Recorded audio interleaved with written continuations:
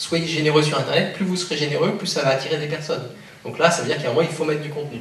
Au niveau des universités, ce qu'on voit dans les éléments qui sont du coup intéressants, c'est qu'il y a un vrai changement actuellement dans certaines parties du monde, où les gens ont, pour revendiquer le fait qu'ils soient structure d'excellence, ça ne se décrète pas le fait d'être une structure, ça se montre. C'est parce que les gens vont voir qu'effectivement tu bouges sur tel et tel sujet qu'on va voir que tu es une structure d'excellence. Donc actuellement, il y a un immense problème avec les espaces numériques de travail qui sont des espaces fermés, parce que du coup, l'expertise, ce que font les personnes n'est pas visible. Et donc on commence à voir alors, dans certains pays, c'est maintenant bien réglé. Il y a notamment un immense boulot actuellement qui est fait par un gars qui s'appelle Bowens, qui doit être en Uruguay, qui est en train de mettre tous les contenus de formation en ligne, c'est-à-dire en même temps que tous les profs, vous mettez en ligne vos contenus, et du coup vous allez arrêter de réinventer ce que fait la personne d'à côté. Par contre, bossez sur vos excellences. Enfin, il y a un moment, il faut, en faisant ça, gagner en efficience pour qu'on ait du temps de cerveau pour inventer des choses qui n'ont pas été encore inventées. Donc il y a ce côté-là, et après on voit avec, alors ça c'est Mines Nantes ou Télécom Bretagne, quand on recrute des chercheurs, dans la fiche de poste, maintenant on dit vos publications seront mises en ligne avec des licences de type Creative Commons.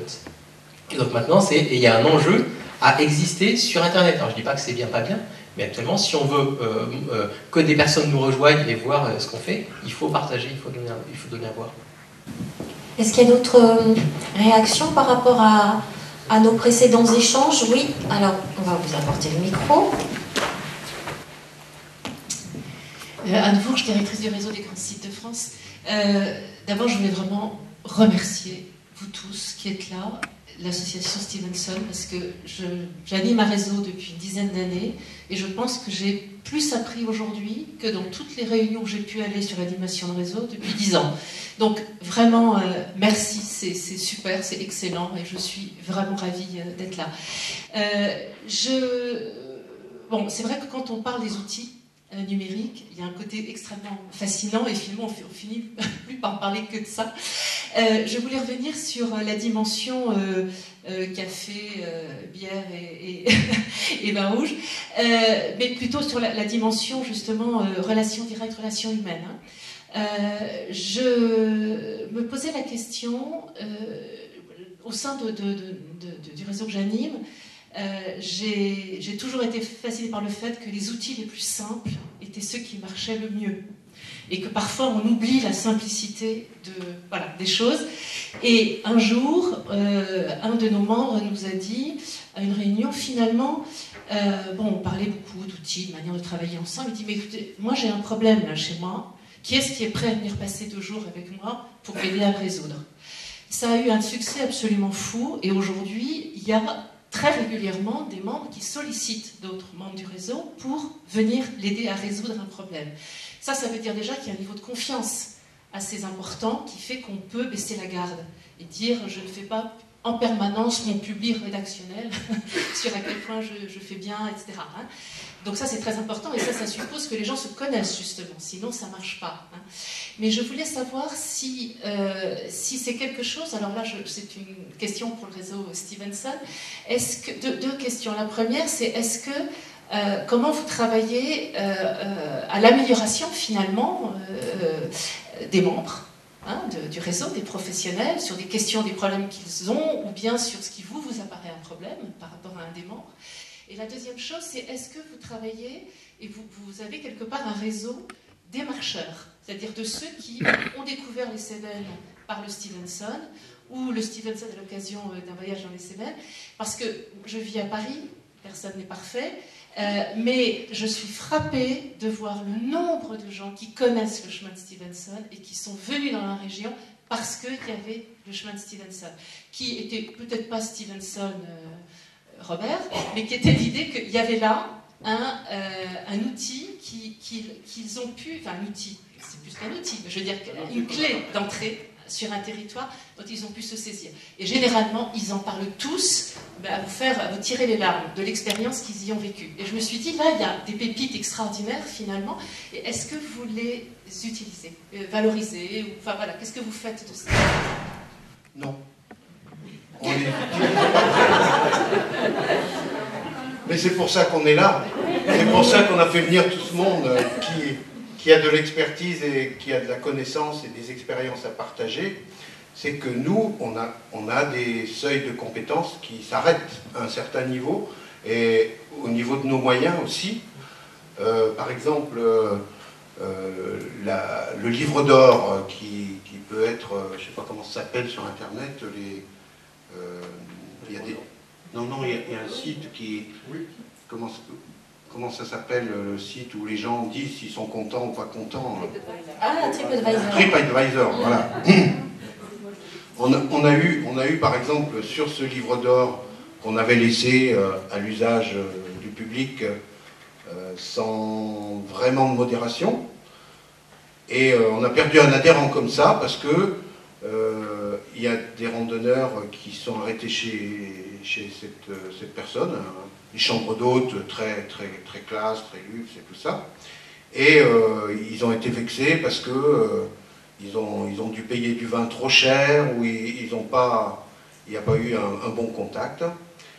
Ils ont publié un truc incendiaire sur ce livre d'or, donc sur Internet, sur notre site, et notre adhérent nous a menacé de démissionner si on n'enlevait pas le contenu critique. Et donc, cas de conscience, moi je lui ai dit, mais c'est un site ouvert, vous pouvez réagir, mais on ne peut pas faire de la censure, vu que c'est un livre d'or, c'est ouvert, et les gens ils disent ce qu'ils veulent. Et bien il a démissionné, et puis on a mis de la modération. Et on a averti les gens qui écrivaient sur ce livre d'or qu'il y avait de la modération, et que, ils pouvaient écrire à l'association s'ils avaient des revendications ou des plaintes à déposer sur tel ou tel service qu'ils n'avaient pas apprécié, mais que c'était plus, finalement on a présenté ce livre d'or plus comme un échange d'expériences ou un récit de souvenirs sur le chemin. Donc là-dessus on n'est pas bon, et on ne sait pas trop comment faire, puis surtout on n'a pas les moyens, parce que faire la modération d'un tel endroit où il faut quand même, on a besoin de le faire connaître, d'inviter les gens à aller, ça prend énormément de temps, et puis ça oblige de vérifier les informations, c'est quelque chose, il faudrait une personne ou un demi-poste là-dessus, et puis on est plutôt à économiser les postes, donc voilà. Par ailleurs, le travail qu'on fait sur la qualité de l'accueil et la qualité des services, c'est seulement de traiter les plaintes. C'est-à-dire, on invite les gens à remplir des questionnaires qu'on distribue chez tous les hébergeurs tout le long du chemin, qui nous reviennent et dont on fait l'analyse. Et puis surtout, ceux qui sont vraiment mécontents, ils envoient des lettres qu'on fait circuler auprès des gens qui proposent le service concerné, généralement les hébergements, et au bout d'un certain nombre de plaintes, on va voir la personne, on discute, on voit ce qui ne va pas, voilà. Mais on n'a pas de moyens supplémentaires au niveau humain pour faire mieux, parce qu'on n'est pas label de qualité au niveau hébergement, c'est un boulot à temps complet. Voilà. Mais c'est vrai qu'on n'est pas bon dans, plus généralement, ce que tu dis, qu'il y a beaucoup de gens qui sont heureux d'avoir fait le chemin.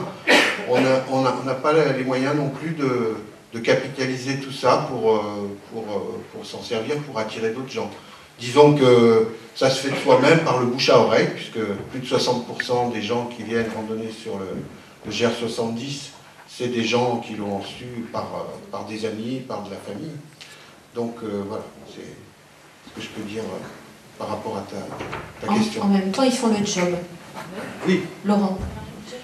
Effectivement, ce que tu pointes là, c'est assez important, c'est que toutes ces dynamiques-là s'animent. Si elles ne sont pas animées, ça va être un peu compliqué. Et effectivement, tu mets en place des outils qui ne sont pas animés, avec des gens qui ne sont pas formés pour les utiliser, au bout d'un moment, c'est désastreux. Et là, les gens vont dire « Ah oui, mais l'outil, regarde bien, il ne marche pas. » En fait, souvent, c'est un problème de formation et de temps, effectivement, à y passer.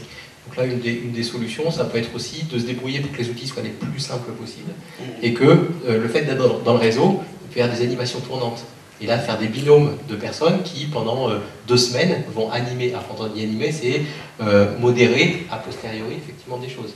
Et à partir du moment où ça, on le fait avec 2 membres du réseau et que ça tourne régulièrement, bah, ça permet que cette animation soit partagée. Et après, un autre élément par rapport aux outils, c'est se débrouiller pour que les outils utilisés, s'ils sont très très simples, ça donnera aussi envie aux membres du réseau de les utiliser pour eux aussi. C'est-à-dire que là, on parle de retour d'usage, de retour, là, dans ce que tu dis là, dans ce que vous dites là, il y a des pépites. Et ça, mutualiser, ça fait commun. On pourrait dire aux personnes qui feraient des itinéraires quasiment avec retour de pratique, est-ce que c'est valable pour des enfants de 2 ans et tout ça. Enfin, les gens peuvent après contribuer à faire des choses très intéressantes. Donc ça, c'est fabuleux. Mais aussi pour les membres du réseau, c'est ça, ils peuvent l'utiliser pour être aussi en interaction directe avec leur gîte. Parce que cette idée de collaboration et tout ça, ça peut se passer au niveau méta, mais aussi au niveau des petites entités. Si les outils choisis sont simples, ils vont pouvoir les utiliser aussi. Alors, vous aviez demandé le micro, puis après on fera monter le micro tout là-haut, parce que, à nouveau... Donc, Alain Lagrave pour l'association Seven Solan Seven. Pour compléter un peu ce que disait Christian, dans l'association, le réseau marche bien parce qu'on a... notre priorité, c'est le réseo des adhérents qu'on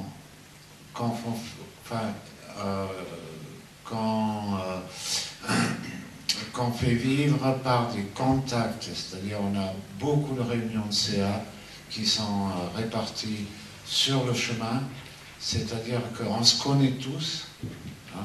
Dès qu'il y a une petite plainte, on se téléphone, si ça prend des proportions, on y va plusieurs, on discute, on a un rôle de médiateur qu'on a toujours joué, donc ça favorise le réseau. Ensuite, une bonne réalisation qu'on a eue, c'est notre site internet. On s'est beaucoup investi au niveau de l'association. On a créé une commission spéciale pour le site internet. On a pris un graphiste, donc il est joli. Donc les randonneurs sont satisfaits du site. Ensuite, pour le travail en réseau tel qu'on l'imagine avec internet, et les nouvelles voies qui s'ouvrent, on a créé un observatoire de l'environnement qui est long à se mettre en place parce qu'en fait on n'a pas les moyens.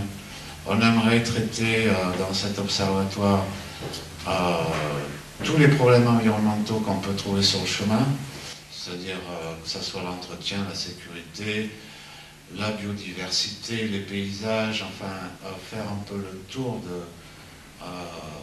de la question environnementale, que ce soit un outil collaboratif.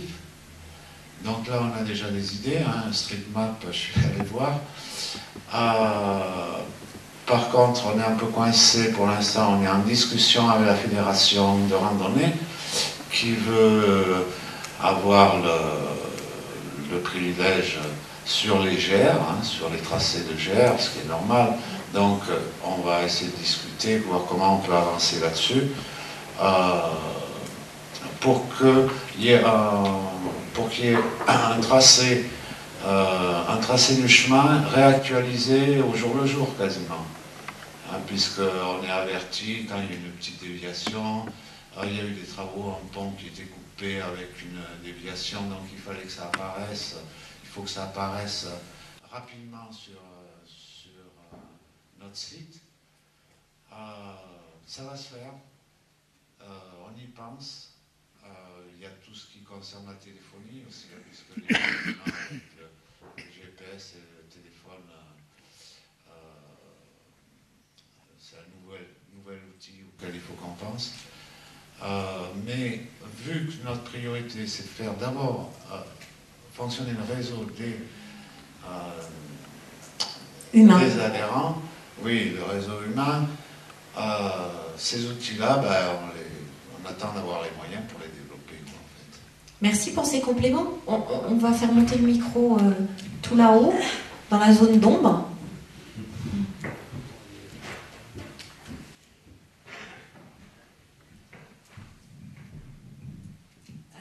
Oui, pour Stevenson, vous disiez justement que par rapport au livre d'or, vous n'aviez pas assez de temps, voilà, pour suivre, répondre, modérer. Je voulais savoir, est-ce qu'il n'y a qu'un seul modérateur ou est-ce que vous êtes plusieurs? Est-ce que par exemple sur la page Facebook, il n'y a qu'une personne qui a accès à la page Facebook?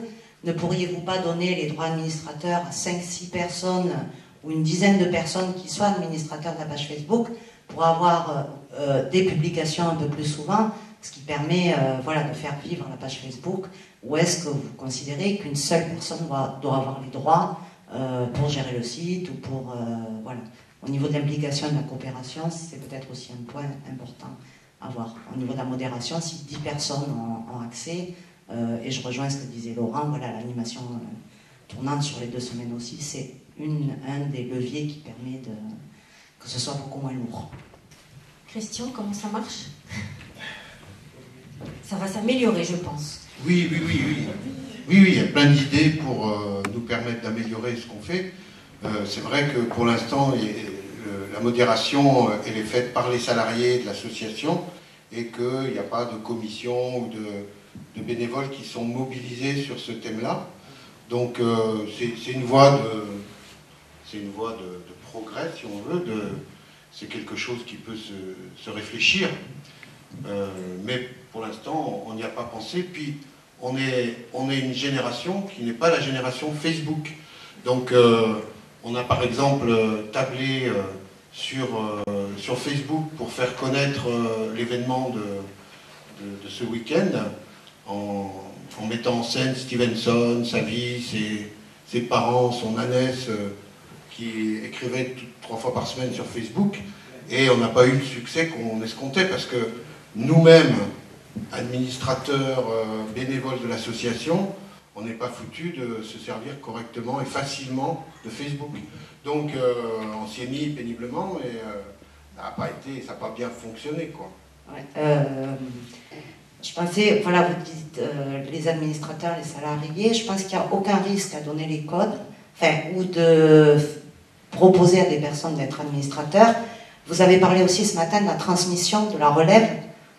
Je pense qu'on n'est pas tous immortels, donc à un moment Stevenson il va continuer à vivre, et de penser à cette transmission, et Facebook ou Framasphère, parce que vous avez Framasoft qui a ouvert un autre réseau social aussi, donc si vous voulez quitter Facebook vous pouvez aussi, donc voilà, et de penser, je sais pas, vous avez peut-être des randonneurs, des bénévoles qui ont dans les 20-30 ans, j'en sais rien, repérez-le, il y a juste à avoir leur mail et de les mettre administrateurs de la page. C'est pas très compliqué non plus, c'est un petit outil tout simple à faire, une petite application, il y a juste un mail à envoyer. Donc voilà, enfin, c'est des idées comme ça qui me viennent au fur et à mesure. Bon, il y aura sans doute un apéro Facebook incessamment sous peu. Merci pour toutes les idées. C'est vrai qu'à la fois, ce que Yann, par rapport à la ressource que ça peut être de faire appel aux randonneurs pour qu'ils envoient des retours et de mobiliser les jeunes de l'association pour qu'ils soient un peu plus en phase avec ce moyen de communiquer, c'est des bonnes idées dont je prends note et on prend tous note pour réfléchir à améliorer notre façon de travailler en réseau. Hélène, vous vouliez réagir, et puis si on peut apporter le micro, Colline. C'était une toute petite remarque justement par rapport à Facebook, qui comme tous les outils n'est pas un outil miracle, et par rapport aux réseaux sociaux, il faut être sur les réseaux sociaux où est notre public. Donc si le public potentiel de ce colloque n'est pas sur Facebook, eh ben c'est normal qu'on n'arrive pas à le toucher. Voilà, là-dessus il faut